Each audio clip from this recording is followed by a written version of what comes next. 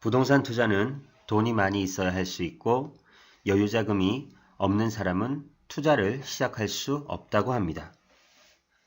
그래서 본인과 부동산 투자는 거리가 멀다고 투자를 아예 포기하는 경우도 있습니다. 심지어 구체적으로 1억을 모으던지 아니면 있어야지만 부동산 투자가 가능하다고 생각하고 믿어버립니다. 억 단위의 돈을 모으는 것이 쉽나요?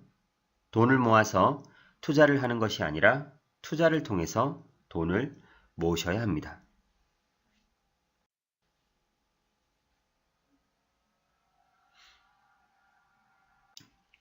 집을 마련할 때를 생각해 보시면 됩니다. 집을 구하기 위해서는 본인이 가지고 있는 자금에 맞춰서 집을 알아봅니다. 가지고 있는 자금에 따라서 강남에 집을 살 수도 있고 강남이 아닌 인근 지역의 넓은 아파트로 들어갈 수도 있습니다. 또한 돈에 맞춰서 전세를 구하거나 월세로 살 수도 있습니다.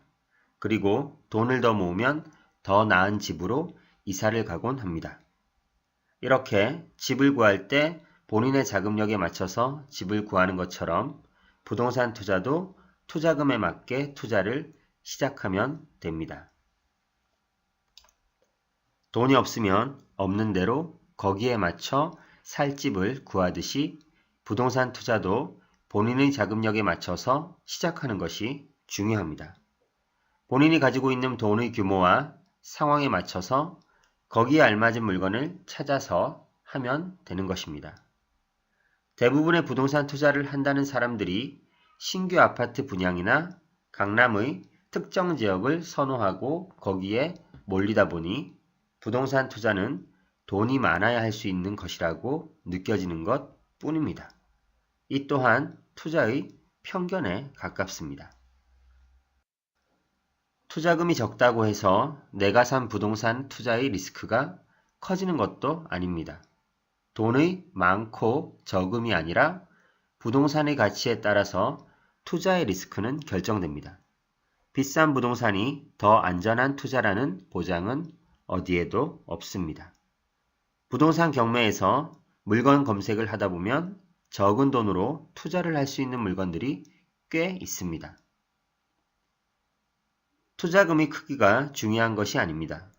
월급을 모아서 원하는 투자금을 만들어서 시작하면 이미 늦습니다. 부동산 경매 투자는 좋은 물건을 골라서 적절한 가격으로 낙찰을 받아 수익을 내는 것이 목적입니다. 투자금을 키워서 가격이 높은 부동산을 낙찰받는 것이 목표가 아닙니다.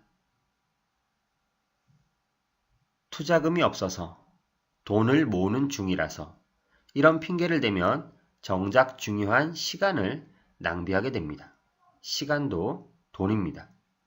돈을 모아서 투자하는 것이 아니라 돈은 투자를 통해서 모으고 불려 나가는 것입니다.